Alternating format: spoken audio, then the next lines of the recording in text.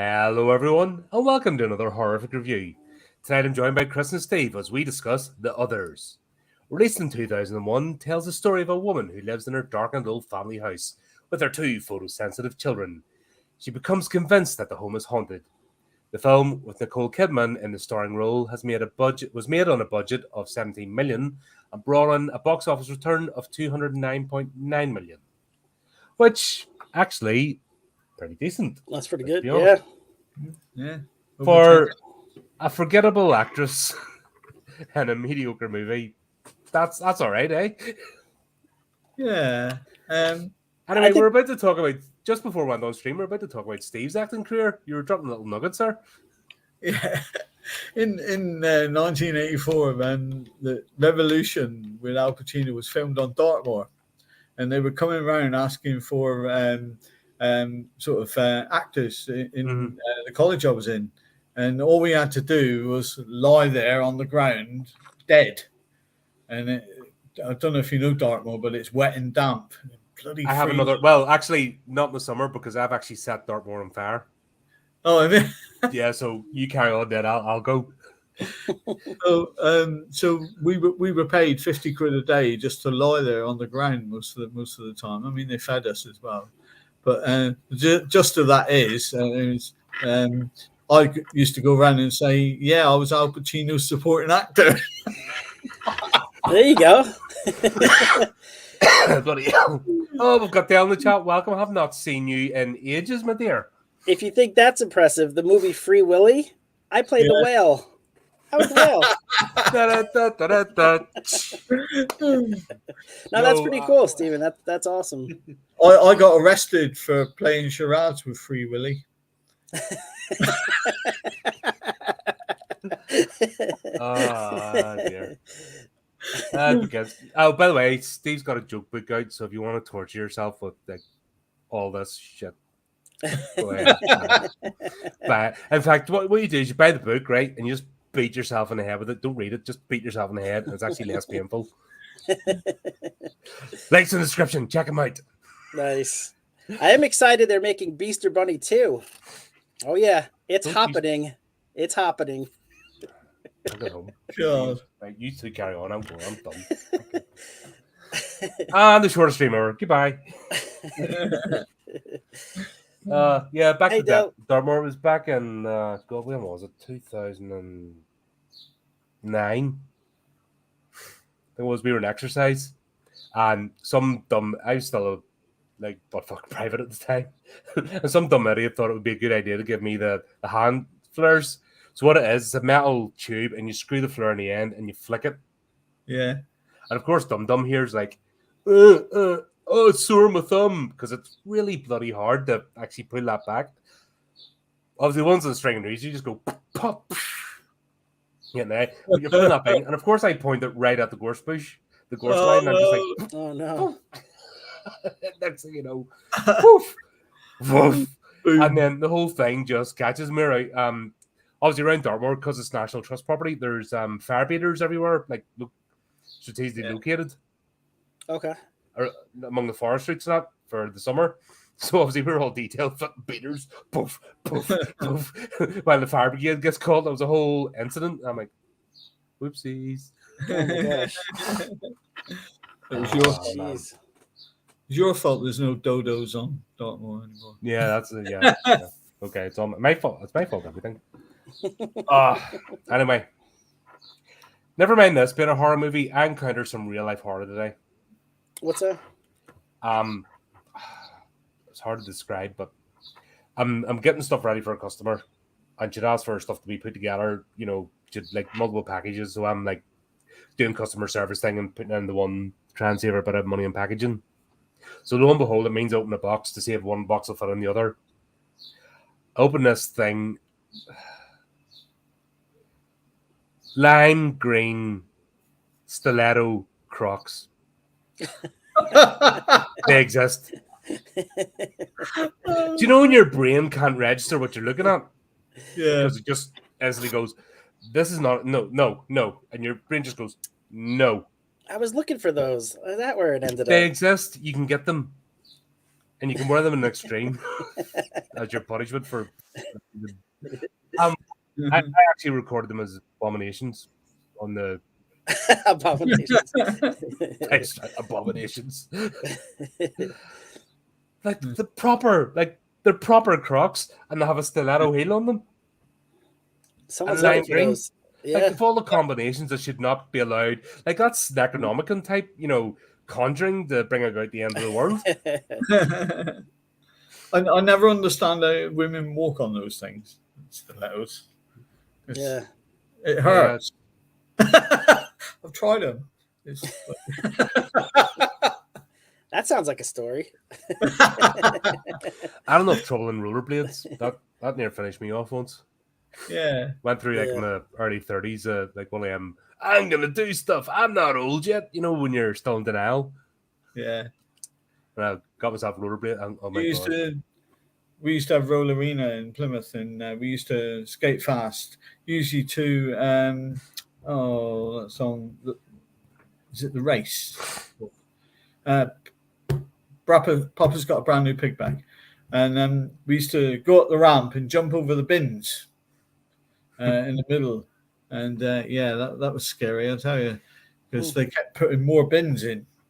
And you think, oh my God, there's another one, and you trying to get a bit more over exciting, and most rings people are just going around in a circle. It's like, your idea why is that a better. fun night out? I mean, they wouldn't be allowed to do it now. Oh man! But back to this movie. Let's start. I wasn't offended by it. It was, I don't know, the most sort of inoffensive, like paint by numbers movie, I think. I mean, I enjoyed it more, I think, maybe than you and Steven, it sounds like. Is this your first watching? No, I had seen it over 15 years ago. I don't know if I saw it at the theater or soon after. So it's different this time. Like the first time, it was definitely suspenseful. You didn't know what was going to happen to the kids.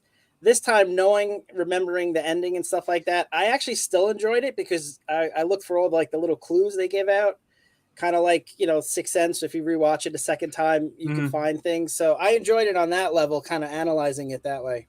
But I can still watch The Sixth Sense and still enjoy the plot, even though I know exactly where it's going. Yeah. It was kind of like, I don't know, can we get there already? Sixth Sense did it better, for sure. But I still enjoyed a lot of the little clues. Like she mentions that there were other servants that disappeared and left out of thin air. And so the house has been in disrepair for a week. So that got me thinking, is this like a loop? Are they in limbo? And this is happening over and over and over again? Were the servants, the three servants that, came into play in this movie? Or was it different people that gave up? Or is she talking about servants in real life? So little things like that, I started to kind of enjoy the movie on that level.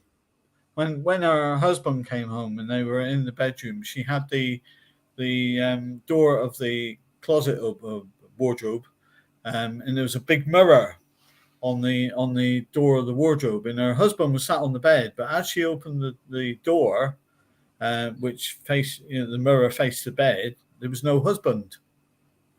And was that a clue or bad editing? Because there's quite a bit of bad editing in this movie. I don't know. I was thinking, is it like this movie's a wee bit like a jigsaw puzzle in terms of editing scenes. Let's be honest. Yeah. That's a good one. I didn't notice that. Yeah. And I thought it was part of the film at the time. I thought, he's a ghost, is he? Yeah. I think that one was intentional. And looking at it, I thought, well, it's a bit early to tell us that he's a ghost sort of thing, because it was pre the bit where they found Nicole Kidman found out at the seance that her and the kids were dead. Right. Whereas this would have given it away if he was a proper ghost, Yeah, but there's idiots like me that didn't even notice it and watching it 2 times. So yeah, it was there quite a lot of times. The shot was going to and forward. And, all right, don't rub it in. I didn't notice it. No, there's other weird stuff. Like one of the ones I noticed was she's sitting actually on the edge of the bed and she's not wearing stockings. And then she goes from up to leaning on the bed. It's not like it's 10 minutes later or something. And she's wearing full like stocking suspenders, like pure brown. It's not even like flesh colored to maybe a mistake. You're like, Yeah. what the hell happened there? Yeah. You're just like, Yeah. no, it's just that moment of this is a Where's completely our different scene. stockings gone? Yeah. Or how'd you get them on that quick? Like bloody hell! When I tried, my heart's getting away. You know, I have to comb them back. Normally the women got to jump up and down to get stockings on. Well, it helps when you're a ghost. Everything just slides right on.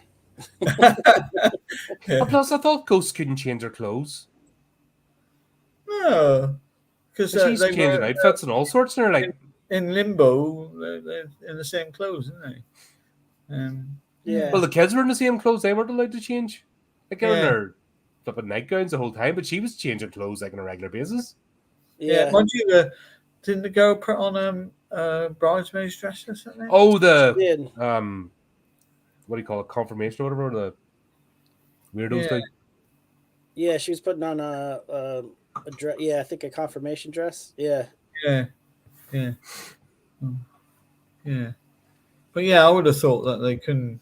How can they change? Because They're meant to be stuck. got They're breaking the got no rules. physical body to do so, have they? But ghost. But, yeah. I don't know. It's someone, but I don't know. Did you get any sense of suspense or dread on a second watching? Do you know what I like the best one to compare this to is The Sixth Sense. Let's be honest. Right. That's the best comparison for this sort of movie. I thought the seance was quite good. With the Yeah, but that was right at the end. yeah, I mean, you had an hour 40 minutes worth of. I thought Nicole Kidman's acting was way over the top, which did away with a bit of the suspense. She was the most frightening thing in the movie, I think. What do you And think? I thought the music was over the top as well. I thought it tried to be too scary, and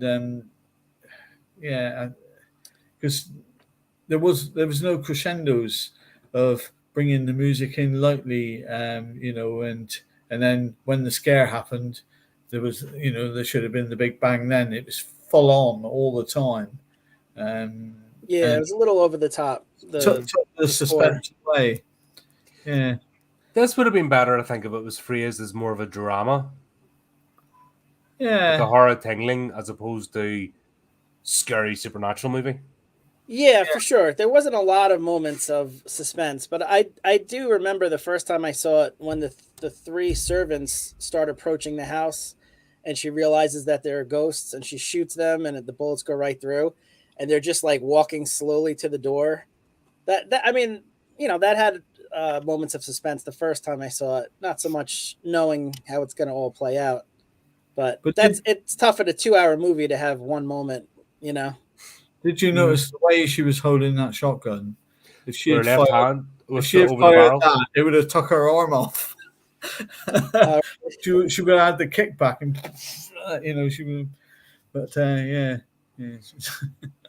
Yeah. Not the most painful thing in the movie, but was the runtime too long for this? Yeah, I think it could have fitted it in hour and 30 really, at the most. Because when you talk about the Sixth Sense, the suspense in the Sixth Sense and the storyline was requested that it was 2 hours long, but this one was just they weren't like making it up as they went along, but I don't think they could have. I mean, they could have. Brought in the scene where they found out that she was a ghost there at the seance, and she found out the truth because the girl was whispering in the medium's ear. They could have done that a lot earlier, and because there was a null of what was sensible really. So yeah, I think it was way too long. Way too long. Yeah, they could have trimmed it up a little bit, but I did like some of the character development with the kids and her, and you did get a sense of, them being kind of trapped in this prison. And I feel like you may not have had that same sense of being in like a loop or being, trapped if it was a shorter amount of time. So maybe they could have trimmed up some scenes. I definitely think, like you said, the seance could have been earlier, but I didn't think it was that bad, the runtime. I don't know. I just find, I think the third act of just getting there was a bit. Oh, come on. Yeah, yeah, it was. Yeah, I feel the same on that. It was just that little bit too long. I'm wondering if they had maybe instead of the ghosts, maybe not brought them into later. If they had started it off as a psychological horror, because we have her starting off, she opens and knocks the door, and her kids, of course, are sick, so they can't meet anybody. With that photosensitivity thing, which I didn't quite get as a plot point. No, I thought that was huge because in my mind it was a metaphor that because like the whole plot of the movie is given away in her name. Her name is Grace, which is forgiveness. So like the whole point of the movie is that she did something absolutely horrible and what she feels is unforgivable. But if she just accepts what she did and asks for forgiveness, her and the kids can go into the light. But she's not ready to accept it. She's in denial. So she's keeping the kids away from the light. I think of the light as like a spiritual light, like an afterlife. So the kids aren't photosensitive to the light at all. There's no illness. It's her trying to keep the kids away from the light and keep them contained in this house. So it's a Is way this of because keeping them from we're moving on. is this because we're long-standing horror people who shun the light and embrace the dark? And No, you've this still is got you haven't been fully roped in yet. Like you started off as this horror stuff. If I like to delve in, it's like. no, this is me overthinking everything. You're still fluffy and light, and we're like just fully there. This is me over analyzing Grimness. everything to the point of it not being fun anymore. it'll be thinking Gremlins in a minute.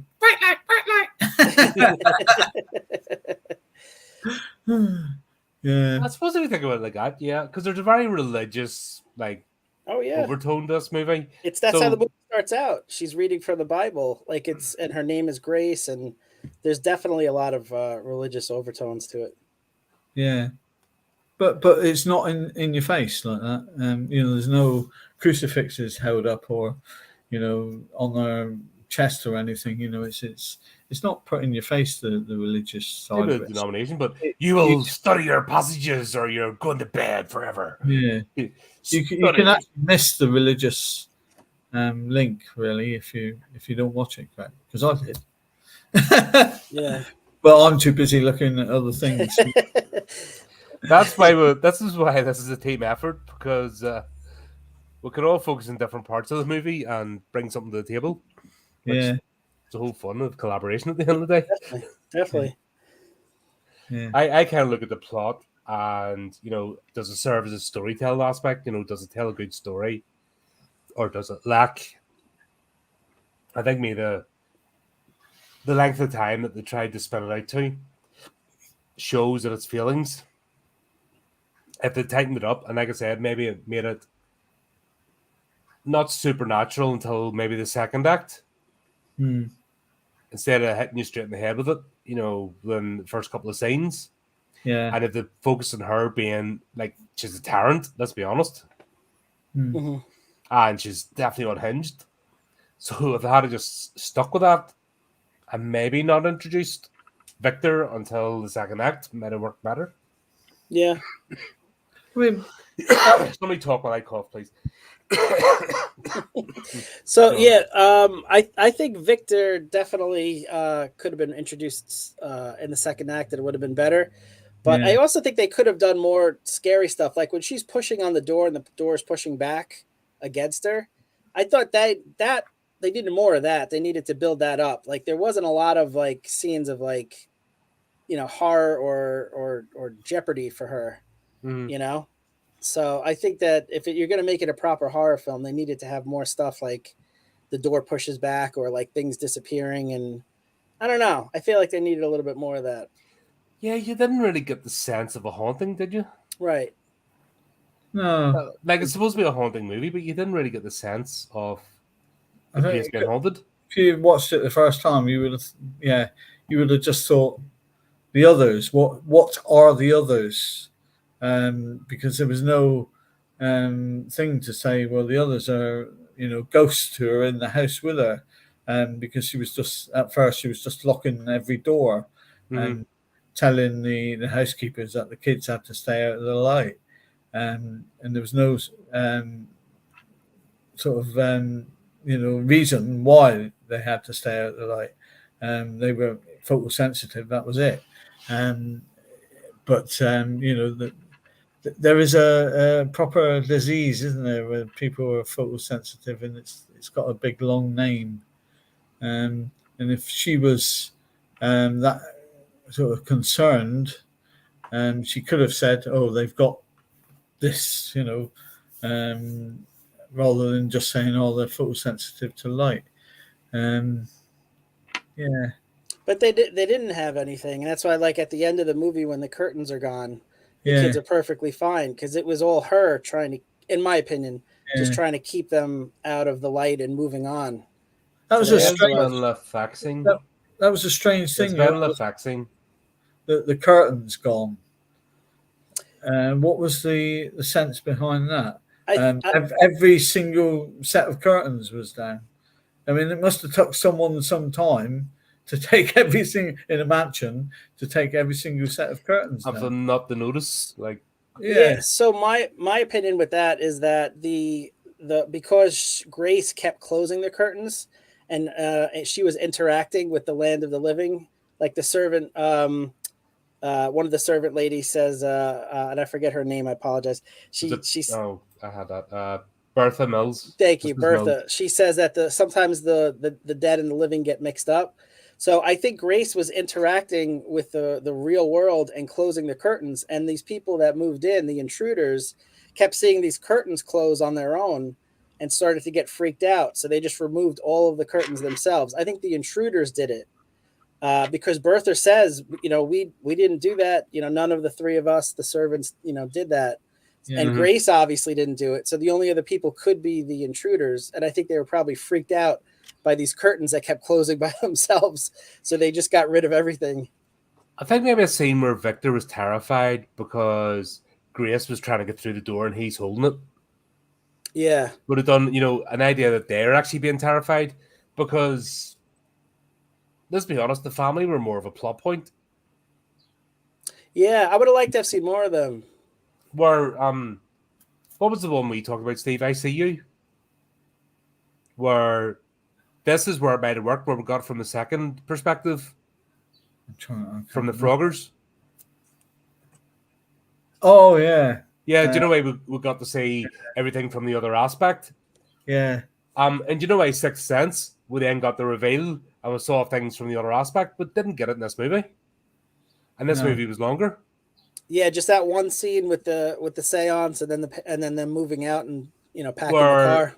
If we had a scene with Victor locking his bedroom door, terrified, and Grace trying to get through it. Yeah. And acting frustrated on the other side because she doesn't know what's going on. I think that would have really honed in the terror. Because the woman, wasn't it? She didn't actually say, I wanna leave until the sort of last set of scenes, did she? And her husband says, "Yeah, okay, we'll leave tomorrow." But if it was that scary, and I would have been first out halfway through the movie. Mm-hmm. Yeah, but they got such a good deal on that house. That's a nice house. He didn't want to give it up, the husband. No. Perhaps he should have just said, "Oh, you want to leave? Go on then." So many of our lives would have been easier if we'd listened to that advice. Hurry on. the religious zealotry in this, that actually served as a horror tool in itself. And I think it actually took away from the main story. Yeah. I don't know if it was utilized. I'm still trying to wrap my head around whether it was utilized correctly or not for the purpose of storytelling. I think it was important because, in my opinion, it ties into the spiritual aspect of the story and about asking for forgiveness and moving on. But I think she kind of twists it in that she's Grace, that is, she's only using the passages of the Bible that she wants to, and she's beating it into the kids' heads to reread the Bible. And then finally, at the end of the Christians movie, don't do that. yeah. Oh, for sure, yeah. Only the passages that make sense. Sorry, Christians, carry on. But so I think, like, at the end of the movie, she even says something to the extent, she's talking to the kids, and she says, "I don't know any more than you do." Yeah, that was about right at the end. That was actually a cool scene. Yeah. So I think she finally, that was part of her, owning up to her mistakes. Up until then, she was, saying that she knew everything, and she was like, even like lecturing the kids with that story that in the Bible where the kids were laughing at a kid who denied, Christ and stuff like that in the Bible. So to the Romans, and then they weren't put to death, or yeah. So she was kind of, being a zealot herself up until the end of the movie, when she. The thing is, when I see that, I automatically think it, like, the movie that's done at the best is Carrie. When you've got a religious zealot and her daughter's absolutely terrified of her. Yeah. I didn't get that sense in this movie. No, it was a case of where is it coming from, and unless you're Chris, you want to see where it was coming from, and you don't want to. Chris is honed in, and we were like, no, you don't want to go up here. It's a scary place up here. That's it. Does it? I'm trying to think. Does the whole thing feel a wee bit maybe watered down? Is that what's? Is the movie too safe? Has it had to be watered down for any reason? Have there been scenes cut to make sure that it gets what certificate was it? Flip question. I want to say PG-13, but I'm not sure.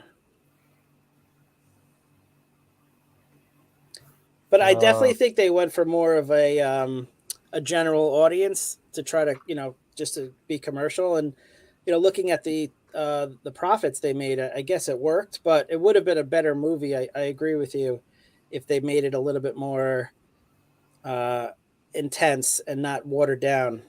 But I think they were going for like the commercialization of it. Yeah. Was it 12A? Oh, 12A. Oh, gotcha. 12 advisory. Yes. Yeah. So you got to supposedly take your parents with you. Would you? I don't see us being. I think I might have been a bit over ambitious. What, to knock it back to a 12 or back to PG? Back to. Yeah. Oh, that's the American equivalent of PG-13. So 12A. Okay, because it goes Universal, PG, 12A, 12, 15, 18. That's the British classifications. Yeah. And then X, XX, XXX, banned. But I feel like in the States, like, it doesn't matter how much violence you have, it's PG-13 until there's like one nipple sticking out, and then all of a sudden it's R-rated. So I think with a movie like this, they don't even think about like psychological horror. It's just basically how many curse words, how many boobies, and that's basically how they do the ratings in the States. Yeah. Oh, this movie's perfectly safe in that. That's why it was PG-13. Yeah, but this would scare a kid. I would think. You think so? A 13-year-old? I mean, do you mean a modern day 13-year-old or like our generation 13-year-old? Because I was watching flipping Critters and Friday the 13th and even well before this. Yeah, I was just thinking about the scene with the daughter has the confirmation gown on, and then she turns into the witch, and she looks up at the mom like that. I think that would That wasn't scare even a kid. frightening. Yeah. If she had to change her voice and be like deeper and like, I'm gonna eat your soul. Yeah. Yeah, I would get it, but Well, I think that goes to Steven's point that it was watered down, and they definitely could have kicked it up a notch in a couple of scenes. Yeah. I really expected Nicole Kidman several points in the movie to go to do the old "I'm fainting" bit, where they stick their hand across her. and Like that. Because she, like I said, she was well overacting, and I just didn't see her being scary, even though, like you said, she was the scariest thing in the movie. But I thought it was way, way over the top. And I think if she had toned it down, it could have been a lot more. no, that's what I was asking. Would this have worked better as a drama? Yeah. Was Nicole Kidman told you're in a horror movie? And she's went, oh, I'm going to be in a horror movie. And trying to be a scream queen with absolutely no idea of what it entails. Yeah. I just thought she's probably watching that going, bastards.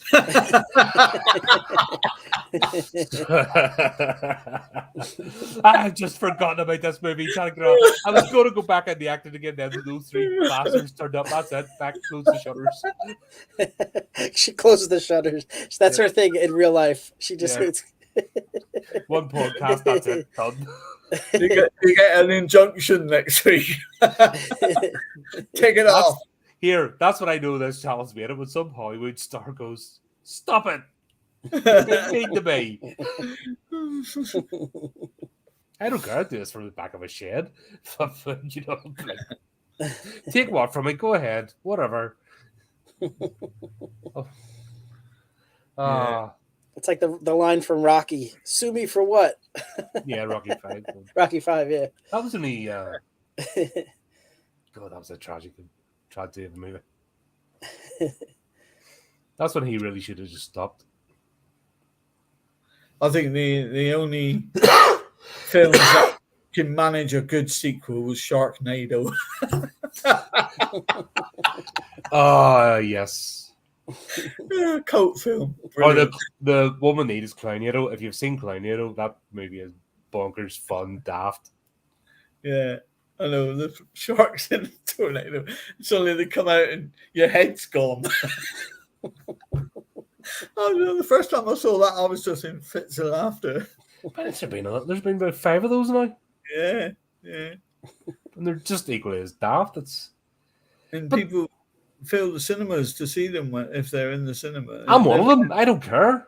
Yeah. I admit it. That's the thing. I'm super critical of this. And I'll go and watch like Sharknado 25 when it comes out and still be laughing like a wee boy. Yeah. I think the intention... I was going to say, I think the intention of the movie has a lot to do with your enjoyment of it. If you know the movie is intended to be, comical like a Sharknado, then you cut it some slack. When a movie tries to be serious and tries to be, intense, and they fail, then it's not as enjoyable. Is that the problem I'm having with this? The intention? I think maybe. Yeah. I think it, like I said, it tried too hard. In Nicole Kidman didn't really help it by her overacting. It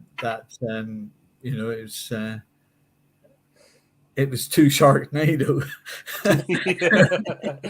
She was trying to go for the Sixth Sense. She ended up with Sharknado.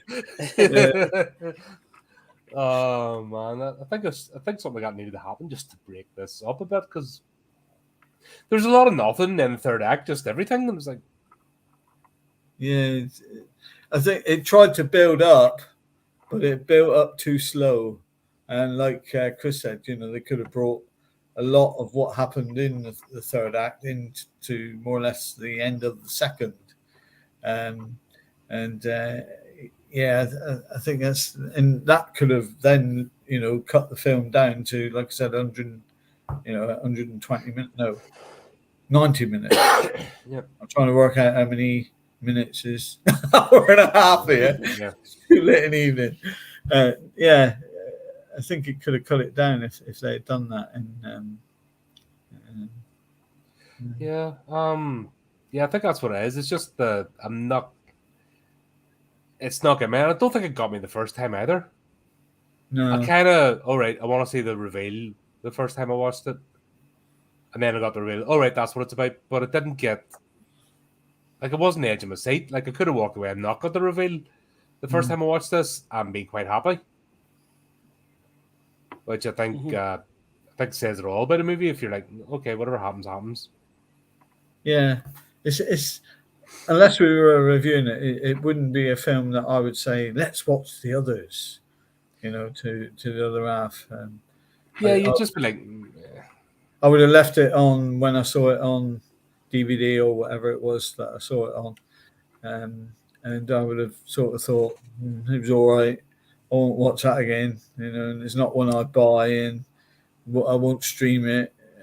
It's on Prime. I know I'll watch that because there's nothing else on Prime. mm-hmm. I just wouldn't have done that. It wouldn't be on my list really. I mean, I think I enjoyed it a little more than you guys did because I just like looking at the clues and kind of like analyzing all the little, hints she was giving with the. I was trying to figure out like what the pills were, and then with the light and the curtains and stuff like that. So the pills in the plastic bottle. Yeah, in the plastic bottle, which was definitely a mistake. Yeah, because I think those came out in the 60s, but I thought there was like some greater meaning to that. The first time I watched it, I thought the servants were poisoning her somehow, which is what she thinks, and she like flushes it down. But I think it just goes to the fact that she has migraines because she shot herself in the head. I tried to I tried to overthink it. Still rattling about. Even my overthinking, I couldn't come up with like any kind of metaphor or anything. I just think it's that happens when one shoots oneself in the head. Yeah, well, that was actually one of the questions that the talking points I put here.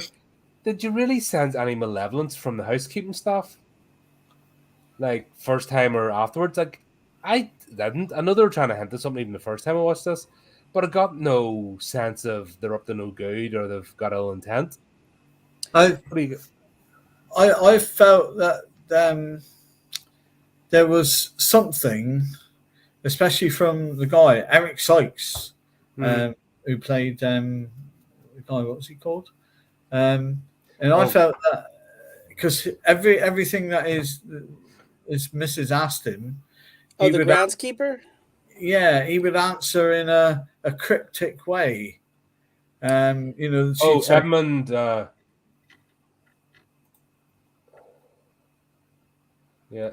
old man, right? The groundskeeper. Yeah. Played by Eric Sykes. Yeah. British actor. Oh, I didn't know that. Yeah, he's. His piece de resistance was he did a short film called The Plank. I don't know if you remember that, Colin, with Tommy Cooper. Oh God! Now you're talking flipping. Just the gist of it was they were builders carrying this plank around, and they'd say, "Here, whatever your name was," and he'd turn around with this plank and hit the other bloke in the head. It was a comedy, and it worked really well because at the time Eric Sykes and Hattie Jakes were big things. Well, I remember watching Tommy Cooper's. Hattie Jakes was a big thing anyway. Might be a bit morbid, but remember Tommy Cooper's final performance? Was it the Royal Variety performance when he had his heart attack? Yeah. He was doing it in the escape thing, and he just sat down. Yeah. And everyone thought it was part of the act when they dragged him off. They're like, oh shit, he's dead. He played in the Old Palace Theatre in Plymouth, in Union Street, very renowned street. And for the first 5 minutes of his act, you heard him running around the back of the stage and trying door handles, and they were locked. And he was going, "Oh, it's locked." And then he'd run over to another door and he'd go, "Oh, it's locked." And the audience were in fits of laughter. And he didn't. And then suddenly, from the back of the stage, he pokes his head out, looks at the audience, closes the door again. Oh yes. And then pokes his head out. Hello, like that, just like that. See, just like that. I opened that door then, and that's it. And maybe they should have put that in this movie. Yeah. But very clever. What's the door thing all about? with her. Hey, why were they locking the doors? So Every door must be locked after. I'm like, this woman is batshit crazy. I mean, she told Gardner, "Oh, you can sleep in the shed." I thought, what a bitch. yeah, you could sleep in the shed. Yeah. So yeah, my thought on the door thing was that one, she was trying to keep the kids away from going into the light, so she needed to keep them contained. But they And weren't then dumb. They knew, and they were yeah, fully invested in it, so it didn't get that. maybe. But the other thing too is like she has to justify why the house there's like intruders living in the house and doing things, closing doors when she's not around. So in her mind, if she locked the door and the intruders were the ones that actually had the door closed, it makes sense. Kind of like with the piano there. She says like, oh, the piano was here when we bought the house, but we realized that the piano wasn't there when they bought the house. It just came in when the intruders moved in and the guy was a piano player. So I think she kept, creating these rules to kind of account for what was happening in the real world, I think.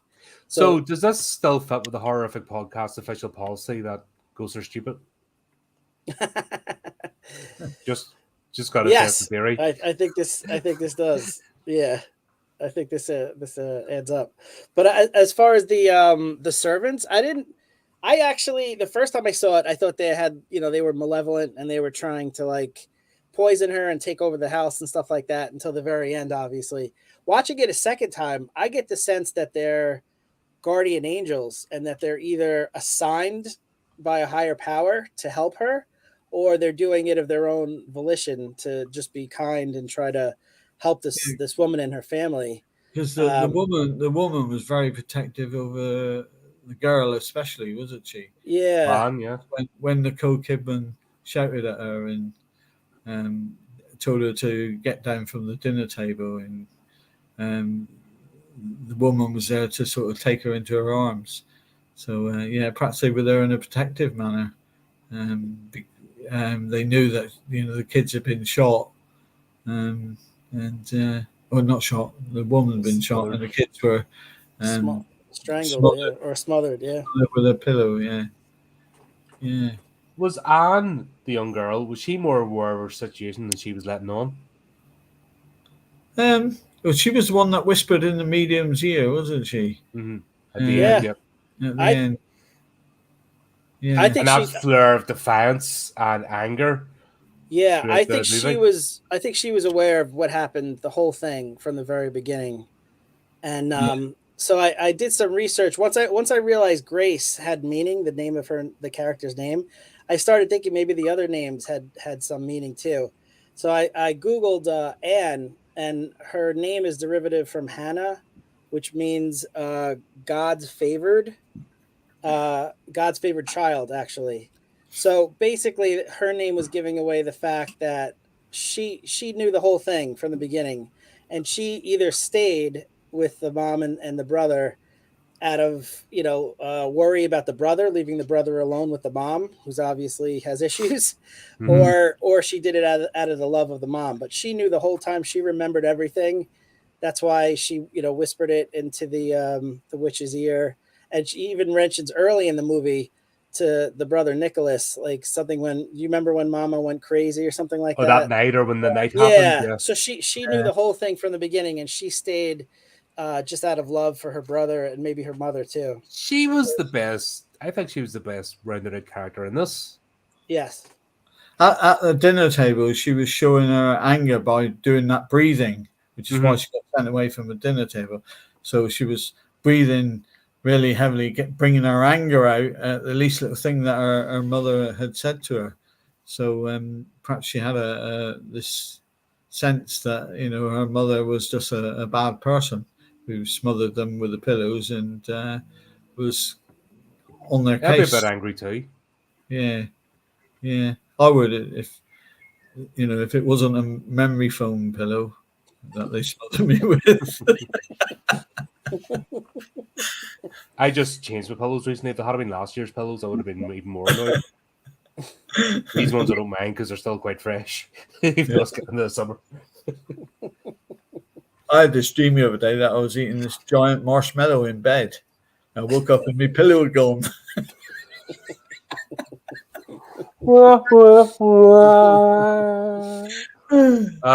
is why we're bringing back folks. He's got loads more. That's great. Oh God. I just found this movie a bit of a slog. I think I'm actually kind of struggling to go through, and pick out memorable moments. It's a bit of a all until the third act. You could easily miss this rest of this movie. What do you think? Yeah, I agree with you on a certain point, because there was no edge of the seat thing where you were thinking, oh my God, what's going to happen next? It was just like, the director was going, right, we'll do this bit and then we'll go into the next bit and then we'll finish with the seance and the car driving out the driveway, and I felt there was no oomph in the way that it was. Yeah, that's what like I said, even as a drama, like The Witch is a great example. You've got a family drama that just has the smattering of horror over it. This, you don't have that tension. Like, the kids aren't really, they should be terrified of their mother, especially Anne and her temper. Something should be lost in there, that they're more afraid of her than anybody else. Yeah. You don't get that whole her losing her mind. She's not there, but she wasn't given the whole thing of losing her grip in reality. Yeah, they could have amped it up. And actually preventing the kids wanting to travel, go beyond, and her keeping them. We didn't get that either. Anne trying to bring, I forget the wee guy's name, but her brother with her to the light. Nicholas, right? So Anne trying to bring Nicholas to the light, but it's Grace that's stopping them, they're terrified. Like, so many movies have done this so much better without, once again, no violence, no gore. You don't need it. Right. That's what people keep thinking about horror. Oh, it has to be flipping, torture porn, or it has to be this. But you can have a gripping horror movie without any of that. And we've seen so many movies that have done it so much better, and this just seems to be lacking. Yeah. That one we did the other day with Donald. What's he called? What was the film called that we reviewed the other day? The one where they dug up the well in the house. Oh God, The Changeling. Yes. That wasn't a violent film as such. It was a thriller. That was a psychological thriller, really, wasn't it? With a bloody good story, and it didn't need the scares or the thrills really, to work. And you were invested, but this, I think that's what I'm missing. I'm not feeling invested in, if I found out what happened or who the others were, I would kind of like, yeah, okay. But I got no sense of threat from them, I think. Yeah, I think they needed a few more scenes of where people felt threatened. Like, aside from the one scene where the servants are coming to the door, which I thought was effective myself. But aside from that, there really wasn't anything that, her pushing back against the door. They needed more and bigger events, I think. But I could understand, like, we've seen the moment of kindness, like we said, with Bet and Anne. Mm-hmm. So there's no reason for Anne to actually be afraid of them, because she knows what's happened deep down. She knows at least at the superficial level what has happened and where they are. Right. So she's the same as allies. So the running from them seemed very mechanical. Interesting. Now, I could understand them trying to get to her and Grace slamming them in, to the door and closing the door behind them, dragging the kids away. Right. But the kids running from them was, I'd lost it, because I knew, even at that point, I knew they weren't who they said they were, but I didn't feel they were up to, any ill will. Right. And I knew they weren't the others. Right. You needed a better antagonist in this.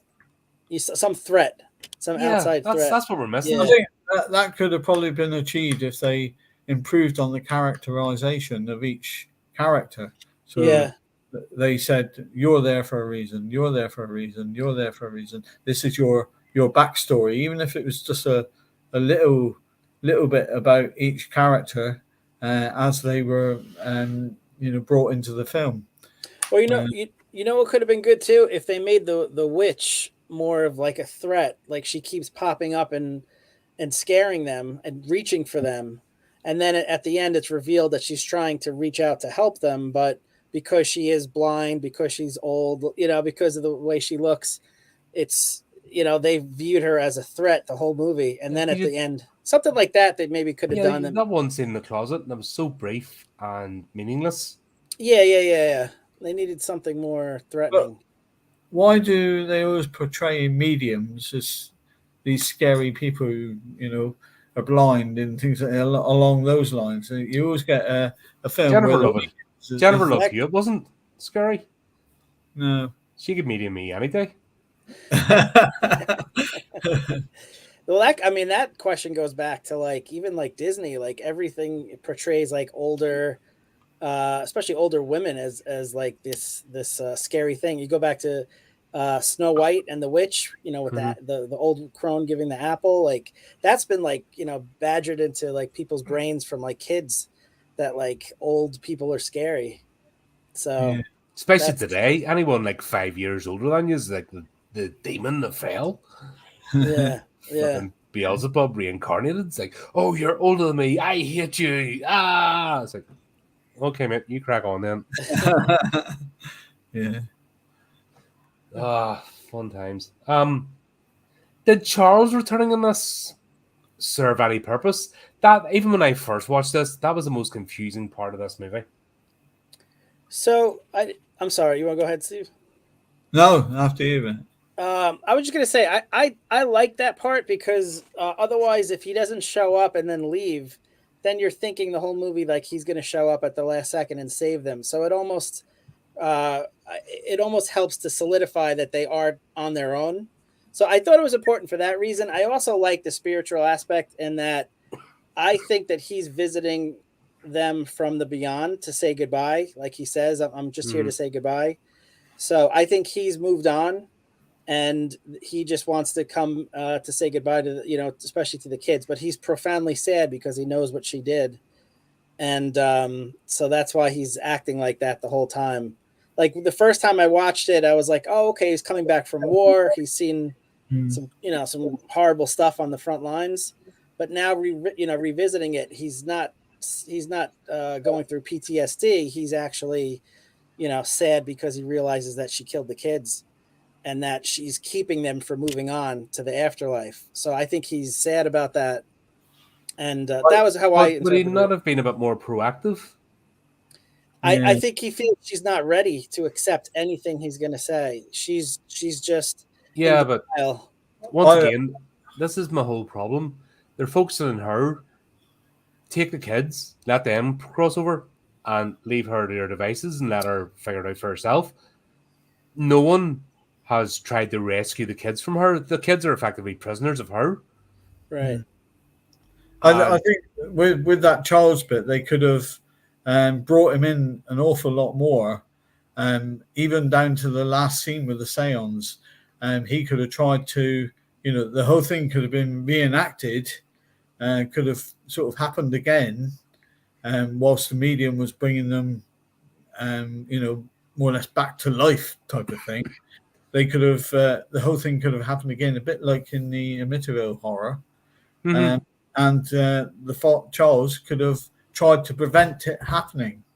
By the way, Chris, are you getting all these references? I know we're two horror nerds. Like deep into the franchise. I know you're you kind of just dipped into the paddling pool and you're like going, oh, those weirdos. Seems like fun. They're all bad. My best friend is a huge horror fan and stuff like that. So he's always making fun of me that I love this podcast so much. He's like, I've been trying for years to get you to watch these movies. Now all of a sudden you're into it. So I haven't seen some of them, but where are you based, Chris? I'm in the United States, in New York. Oh, right. Long Island. Yeah. So I haven't seen Amityville Horror, but I know some of the references. I just don't. I haven't seen the movies yet. But So this is more my cup of tea. This type of movie where it's kind of like The Sixth Sense, although not done nearly as well, as Yeah. opposed to like a slasher. So I like the Evil We Deads. have I not like the referred to one Killer slasher yet. Clowns. That's the thing. Yeah, We have not referred, and that's what I keep trying to explain to people about the horror genre. there's so many Like, aspects to it. there's so many aspects. We have not referred to one slasher, or we've not likened this to one. Right. Every movie we have talked about has been of a different flavor and a different focus, and that's the beauty of this. You know, like I said, this genre as a whole, it's so wide spanning, and that's what I'm finding disappointing because it's been done ad nauseum 10 times in each various thing better with Yeah. the tension. Yes. I think this movie suffered from having come out so soon after Sixth Sense too, because it gets compared to it right away, and it is lacking compared to that. I think for a 2001 movie, the expectation for there to be more was there.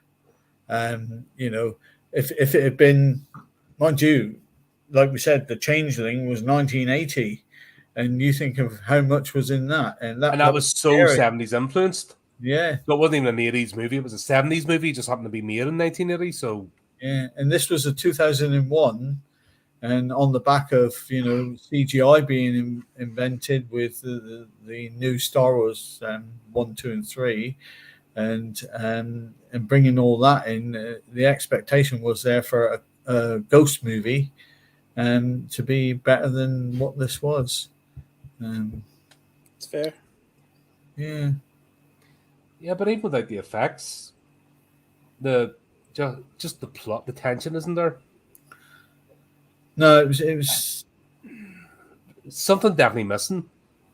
yeah. And that's what I mean. And I love Christopher Eccleston. You know, I think he's a brilliant actor.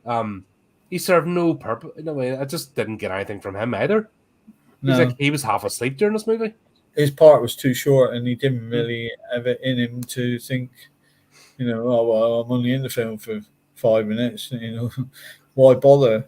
It was kind of that time, wasn't it? He was going through that hate the world, just the acting because I have to. He had disappeared a wee bit up his own arse, so you can kind of see that.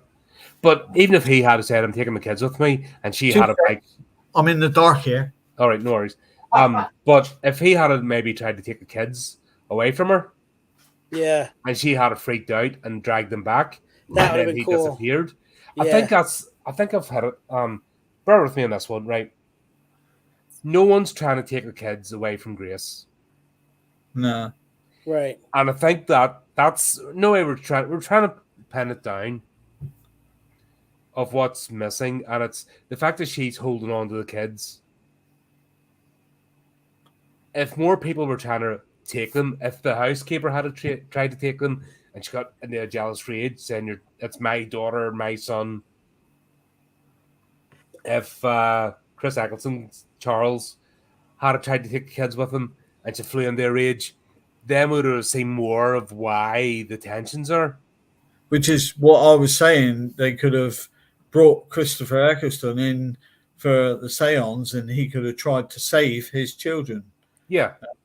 And then was saw with her being the reason why they're held. Yeah.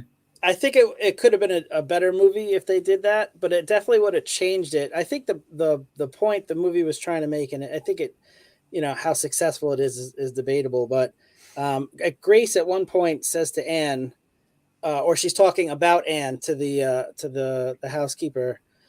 She says she's got to swallow her pride and ask for forgiveness, meaning when Anne was supposedly lying about Victor. Mm-hmm.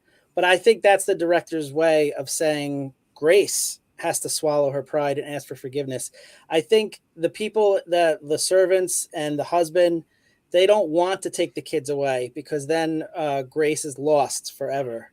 I think they want Grace to ask for forgiveness from the kids and from a higher power, accept what she's done and move on into the light.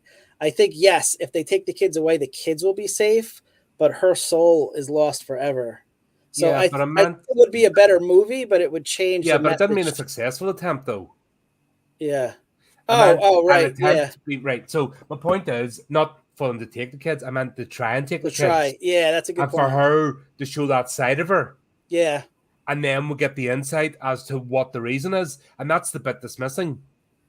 That's a good point. Yeah, that Not to would be a actually cool. take the kids and succeed and leave her on her own. I meant for the housekeeper to try and take the kids and her to fly into a rage, and then we'll see that she's the malevolent force. Like that Right. scene, like it's all done in the third act. That's the annoying thing. It's all done in the third act. Like when she's throwing the papers and ripping and going crazy. You know what I mean? I think we need to see a bit more of that side of her. Right. Right. Mm. That she was unhinged. At the moment, she was just, through most of the movie, she's just odd. She has compulsions and she's Yeah. hiding behind religion, but we didn't see that, capability of murder. But maybe the director was nervous that if he made her too extreme, although it would certainly make for a more exciting and better movie. Well, Nicole Kidman was overacting enough, so he didn't really Well, have to that- do much, just point her in the right direction.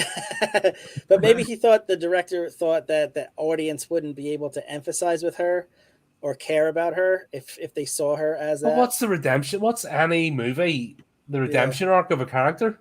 Right.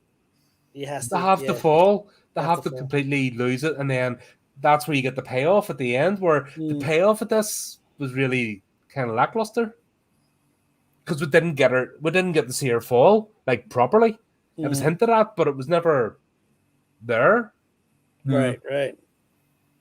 Or how about showing a flashback to the scene? I mean, that'd be pretty brutal for audiences, but Well, if they can't cope with her, like just having a rage or somebody trying to take kids and going crazy, her actually smothering her pillows, like when we watched the Change thing, that's still brutal, and it wasn't graphic.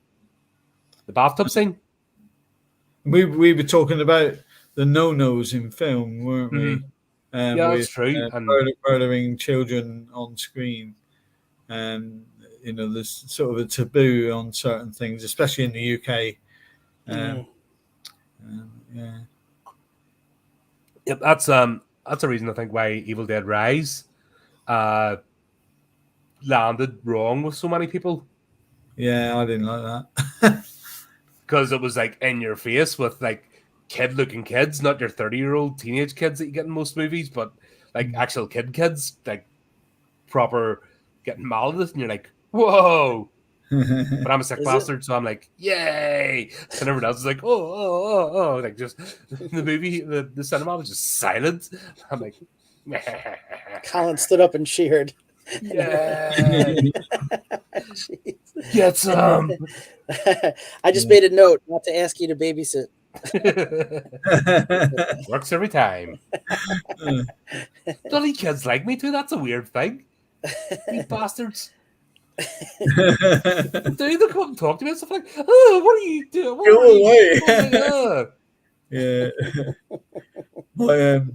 My niece years and years ago, she was going up to watch Take That, Cardiff Castle.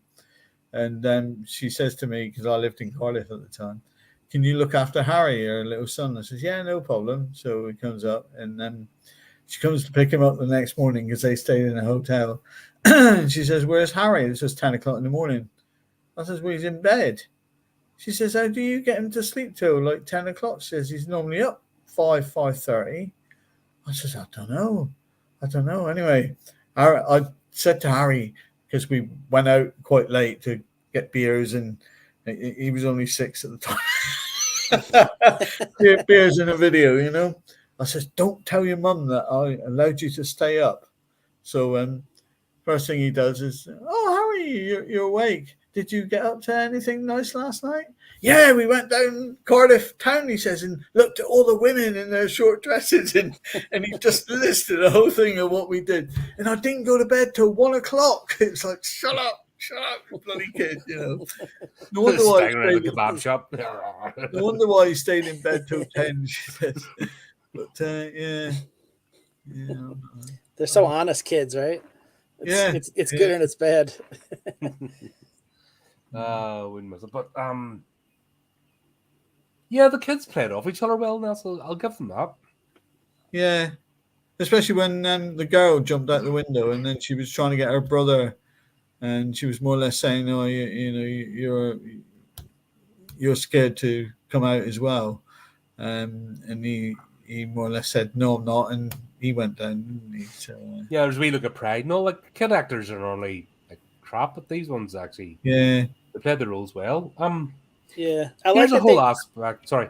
I'm sorry. I was just gonna say I like the fact that they were made to look like very, very white and pale, which at Mm. first you think is because of the photosensitivity to light, but then you realize it's yeah, because they died. So like the way like their pallor was the whole time, Yeah. and the fact that some at one point she goes to see if they're to like kiss Anne on the head when they're both sleeping, and Oh, she looked they're dead, not didn't she? breathing. Yeah, they're Yeah. not breathing at all. yeah, So it's a little stuff like that I liked with the kids. yeah. Um. God, I was going to remember. Did you actually buy the photosensitivity? I Because I didn't think it was necessary. I just felt it. They could have done without it. If it wasn't written in the script, it wouldn't have made any direct difference to the film. like the curtains all being taken down would have been frightening enough. The fact that they woke up and all the curtains are taken down and nobody knew why, it didn't have to be because of that. But it didn't even back. Like I actually missed over that part the first time I watched it. It was just so inconsequential. Mm. See, if my theory is right, that's key to the whole point is the kids and her needing to move on to the light. Yeah, and the light. I Yeah, get that. if I'm wrong about that, then it really is stupid. It has no No, it it has makes no sense. point. But just the delivery. There's one thing having an idea and an understanding of the mechanics of something, Right. but then the delivery and how it's portrayed is something completely different. Yeah. Yeah.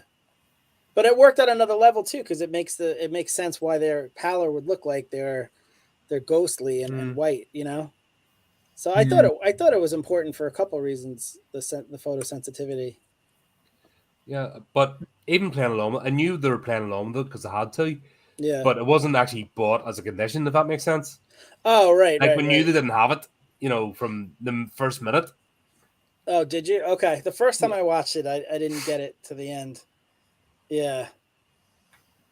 I No, it's remember just you. her behavior that she was batshit crazy. Just Yeah. what do you call him? I'm the opposite of George R. Martin. I remember you mentioning that he could in another video that he knew right away in this 5 minutes into the Sixth Oh, he's Sense. a fucking He's arsehole. arrogant. I'm the opposite. I don't get things until the into the last 2 seconds of the movie. I really don't think it had that. With ghost movies, I call it the boo effect, like the old Scooby Doo ghost where he's covered in the white sheet, and And carrying chains because that was important to give it actually good description. That was a don't think it had the boo effect. This movie, and whether it was because of Nicole Kidman overacting from the start, and the cinema. yeah. If she had tempered it up a bit, Yeah, starting off with little things and then went into overbearing crazy. But she starts off like at that level and doesn't really come down. Yeah, and you think, oh my God, Nicole Kidman's overacting, and you sort of lose interest because you know if she starts by being that sort of straightforward and scary and overacting, she's going to do it right throughout the movie. And Yeah, there's nowhere else for her to go after that. That's fair. Yeah. Yeah. The one thing I didn't realize until we started talking about this, but this was set in Jersey. Well, I know it was filmed in Spain, but it was supposed to be set in Jersey Island, which was the only part of the British Isles occupied by the Nazis. Right. Yeah. Should that have been played with a bit more? I think that was important because they wanted to make the movie into like an old, like ghost movies historically have been set in England in the 1800s, and so they wanted to recreate that effect, but they also wanted to bring in the storyline of the husband being on the front lines and then being under occupied German control. So that's literally the only place If correct me if I'm wrong. Yeah, that's right. Jersey Island is the only part of the British Isles that that was occupied. occupied. So I thought that it had to be there for those two reasons. But they completely disregarded that. Like, you know, with her hiding from the light, instead of her hiding from the light or having no electricity, Yeah. or turning off the lights that because patrols Mm. and filling, you know, creaks and stuff as if they're going through the house. You know, they're pretending the house is empty. Mm. So the creaks and bumps they could have put down the patrols or things in the garden. There's a whole aspect there to be played with, and they just completely disregarded it. Yeah. They tried to set the movie right after the war had ended, though, right? And yeah, but then she was still in denial. Right. Mm. Or it was he was in denial. He still thought he was in the war. She was trying to say it was over. But if everyone else was telling her that the war was over and she was still on, and the others are, you know, being the like German patrols, right, that would have had more impact, I think, because there's something that could have been tied into real life. More of a threat. Yeah, like you said, the threat's missing. Where's the threat? That's cool. Yeah. I suppose final thing then, obviously we'll go and get the reveal. We'll have a seance. We realise it's all come about. We'll have that little sort of crying scene, which I don't know, I didn't buy it. Where she's asking for their forgiveness. Yeah. I didn't buy her like actually breaking down and realising the full horror of what she's done. I know, and yeah. Because the little girl was afraid of her, so yeah, would the little girl have cuddled into her and suddenly gone, "Okay, I forgive you," you know, because she was, like I said, she was breathing heavily in the scene on the dinner table. Yeah, as if she was, you know, fighting for her life, angry and fighting. Yeah, you know, would she? There was no build-up to them sitting there, finding out they're dead and sitting there having the beg for forgiveness. It just sort of happened. Yeah, that's so it's just so much wasted time because they could have, you know, brought the seance forward and then had the actual drama of them arguing with each other. Yeah. I see what you're saying. It definitely could have been condensed and it would have been more effective. And maybe the scene itself, you know, her acting, Nicole Kidman's acting maybe fell a little flat. But just me personally, I did find it effective, you know, when she's with the children and asking for their forgiveness. I bought into it. The fact that Anne is scared of her and still decides to forgive her just goes into the fact that her name is derived from a derivative of grace and the fact that she's favored of God. I bought into it that the daughter did forgive her, even though she was aware of what the mom did.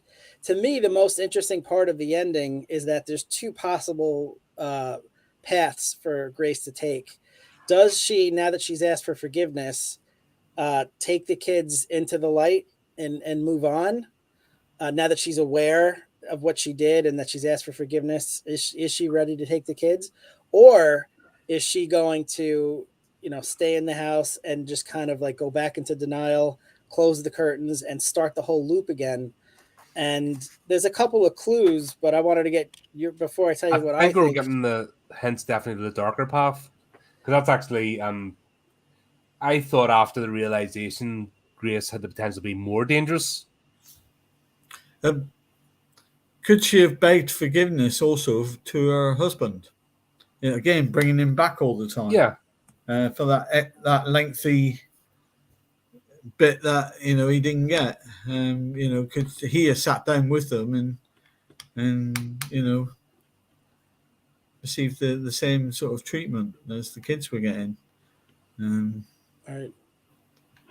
Perhaps brought in a love element there of, you know, yes, I love you, you know, I'll forgive you, sort of thing. Yeah.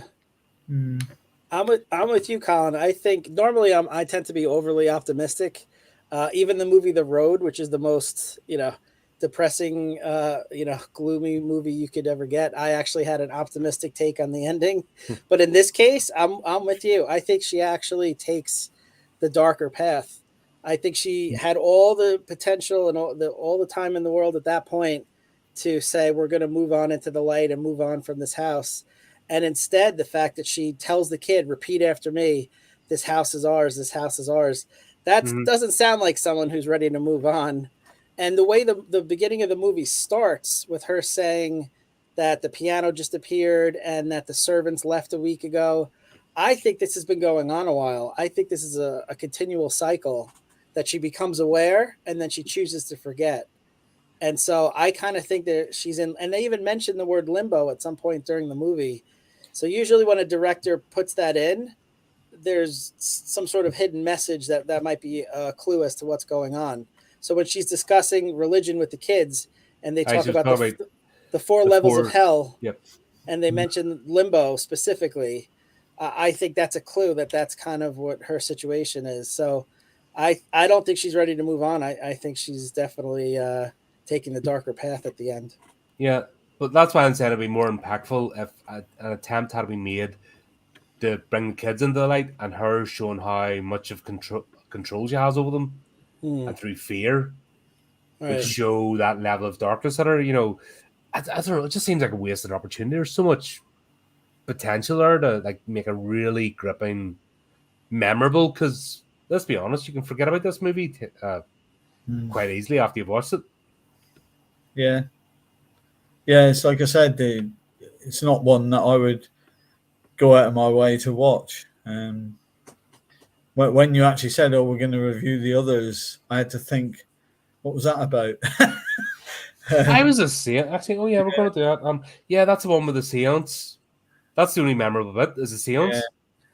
So, Steven, would you say when it comes to picking movies, you would have picked one of the others? That's terrible. Chris, do you know what the film... I'll see you later. Do you know what the films The Sixth Sense and Titanic have in common? What's that? I see dead people.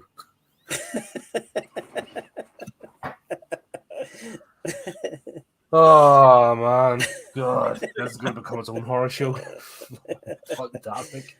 Now, have you seen what would you deem the scariest movie that you've ever seen? My wedding video. He's just nicked my joke, the bastard. Oh, sorry. Yeah, that's a good question. You know what to do with your wedding video, don't you? What's that? Watch it backwards, and then you come out a free man. I like that. I was spoiling this for Colin's podcast here. It's actually more interesting than the actual plot of the movie, to be honest. That's a good question. I have to think about that. I haven't seen it. I'm trying to think myself. That's what I'm saying. That news come. See, I got my frights and my child when I was younger. Shit, I'm trying to think.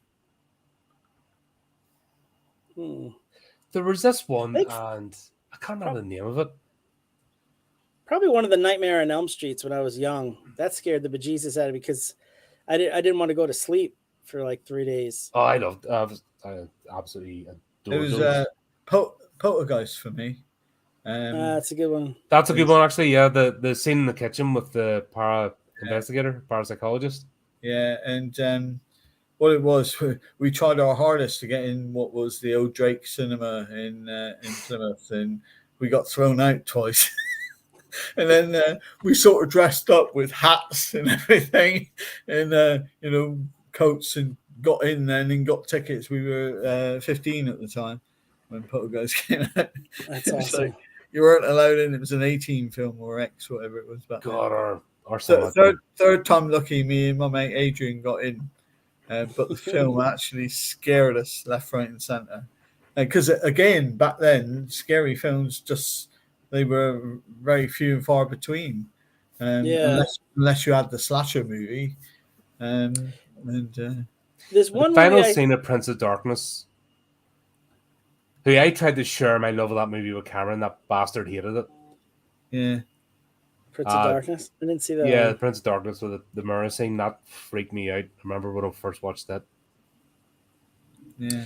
There's one movie in the 80s I saw with my older brother. I don't know the name of it, and I never saw it a second time, but had to do with dreams again. You had to like these people had to go into the dream and battle, and if you died in the dream, it sounds a little like Nightmare on Elm Street, but it was different. There's like a battle scene on a train at the end. I have to research what it is, but it definitely was in the 80s because that's when I watched it. The one that was scary me, too. The one that scared me, it was on television, and it was a number of short films in one big film. And the one that scared me the most was there was a man in a mirror, and he was getting the guy in the flat where his mirror was to kill people, so he could have their soul. And then once he had the soul enough, he could come out of the mirror. And then it was the time of the bloke who was killing these people to go in the mirror, and he had to do the same, get the new people who lived in the flat to kill people so he could come out of the mirror. And it scared it. And I can't. Sounds like a pyramid scheme for souls. Yeah, that's pretty cool. It's a number of shorts. It was about 4 short movies put into one film, and that sounds cool. It was on the Hammer House of Horror. They used to have a double bill on a Saturday night in Britain. We reviewed that. I don't remember that one in particular. We reviewed that entire series at the very start of this podcast. I'm sure it was on Hammer House of Horror, but it was 4 short. How many seasons were there? Because I'll try and find out the name. How many seasons were there of Hammer House of Horror? Yeah, I don't know. It's really like 1 or 2 seasons because we did the whole lot.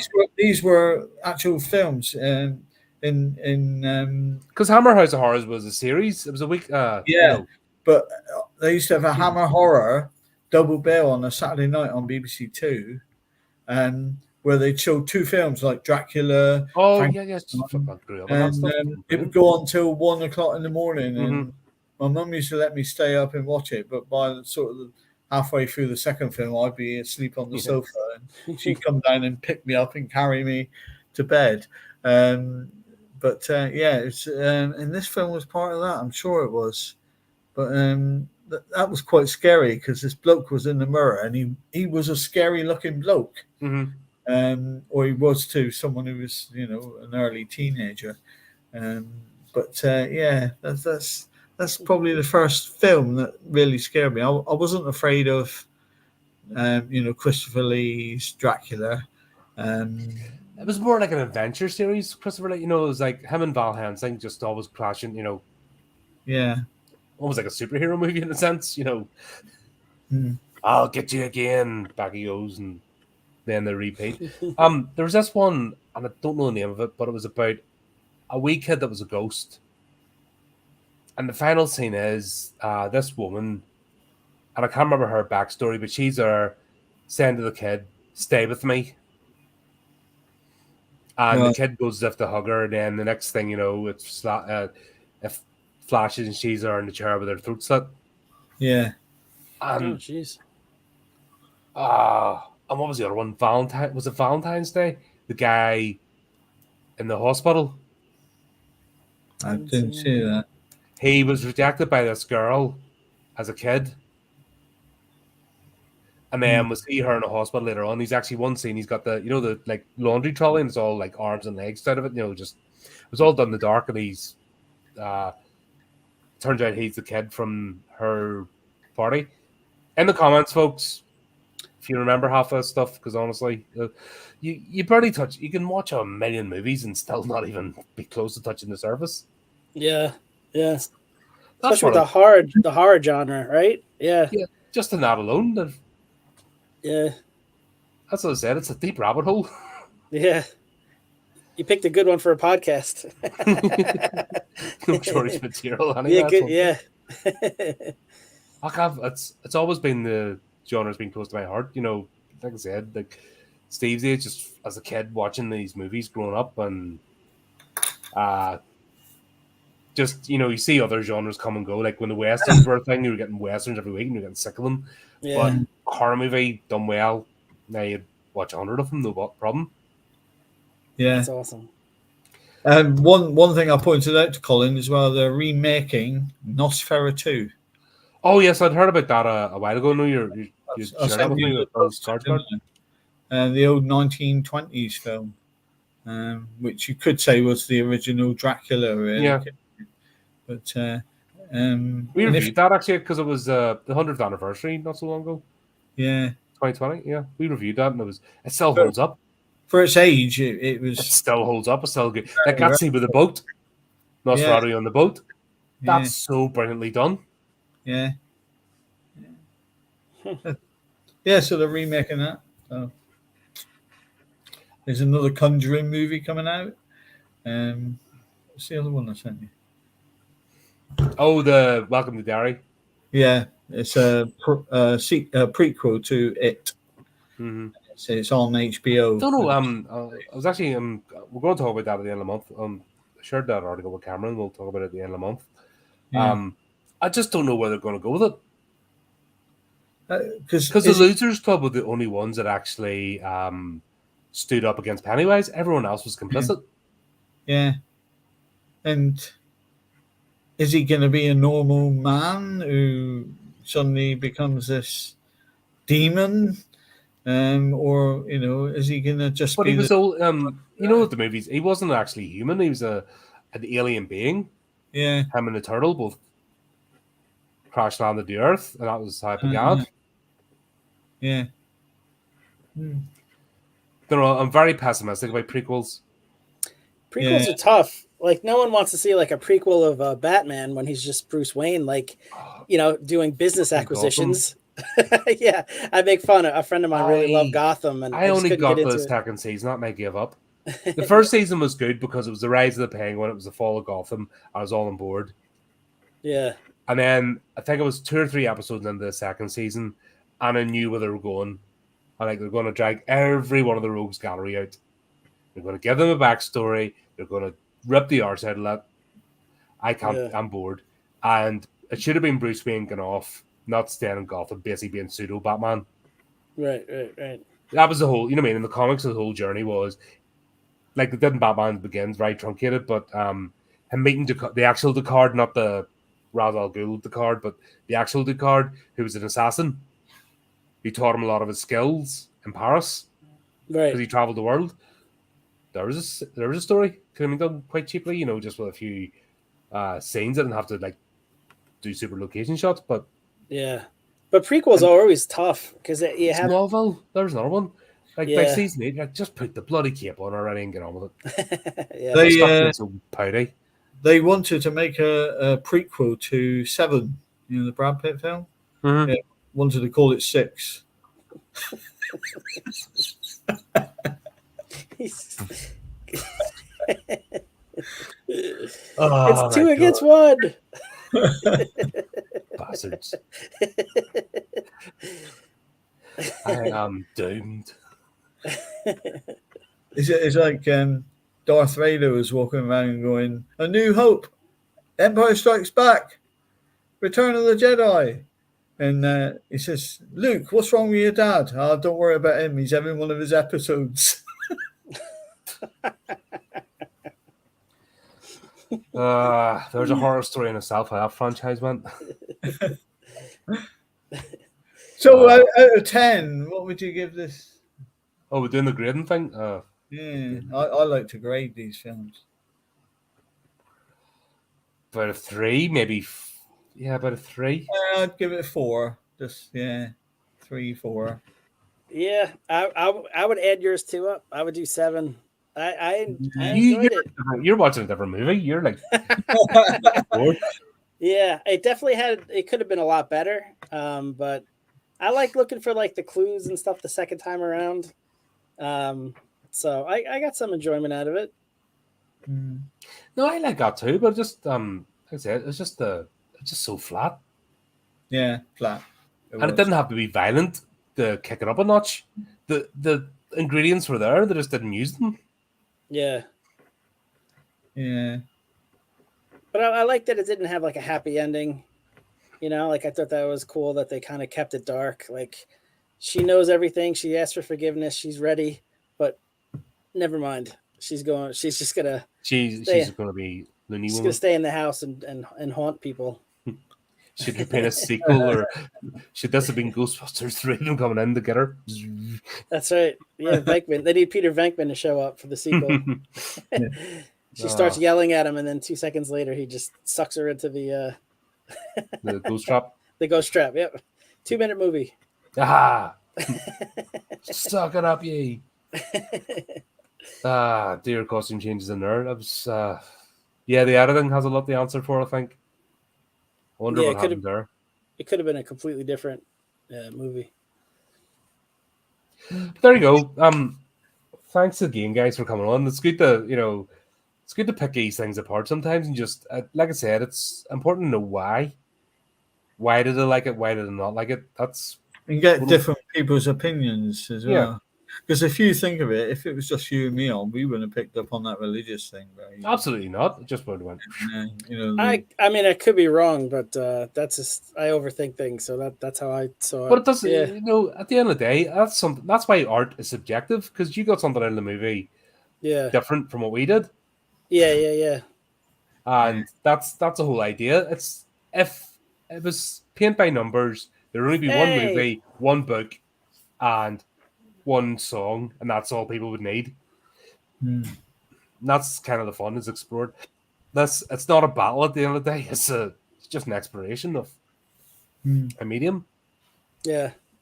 You talk about rating movies. Life of Pi. Yeah, I give 3.142 for that.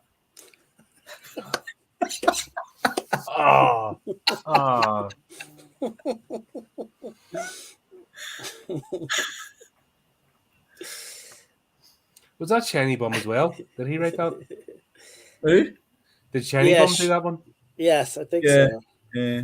Some more Shiny Bum. The book was better. Like the book when he did the Three Wise Men, that was to me more just better portrayed than the movie. It's just like, yeah, I think I've forgotten the movie. Yeah. Kind of over my head, but yeah. Once again, guys, thanks for coming on. Hope everyone watching enjoyed it. Like I said, it's fun to go through this. Even the most underwhelming actress, we can kind of tell why she doesn't get too many lead roles. Oh, actually, I just looked it up. Ang Lee was Life of Pi. Ang Lee, all right. Ang Lee, yeah. Oh, by the way, just as the last thing on the others, did you know it was produced by Tom Cruise? Yes, I saw his name in the credits. Yeah. That's when they were going through their divorce, too. Yeah. Oh, shit, right. That's right. Those two were together, weren't they?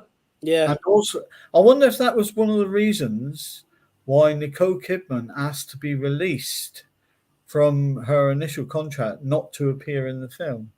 Because I read up on it. She'd just come out of filming Moulin Rouge. And she gave the excuse that she was too tired to do this film, and could they get someone else? And they said, well, no. It's you, or we sue you. So either that, or she saw Colin's review and she wanted out of it. Or maybe she saw the Scientology rape dungeon that could have been her future, and she decided she needed out of it. What was the other one that was actually imprisoned? Oh, jeez. Katie Holmes. Oh, was she? Or something like that. Yeah. Then again, it's Hollywood. You can't believe anything anyone say. They're all freaking deviants anyway. Freaking scumbags. So who knows? Yeah, but there you go. That's a good way to end it. Yeah. There you go. Scientology rape dungeons. That's how we're ending this review. Wouldn't take anybody be easy to offend. It's so tough. Plenty of other channels go away. Right. Thanks again, guys. And as usual, keep up to date with the channel. Do the typey clicky things. And until next time, keep it creepy, keep it horrific.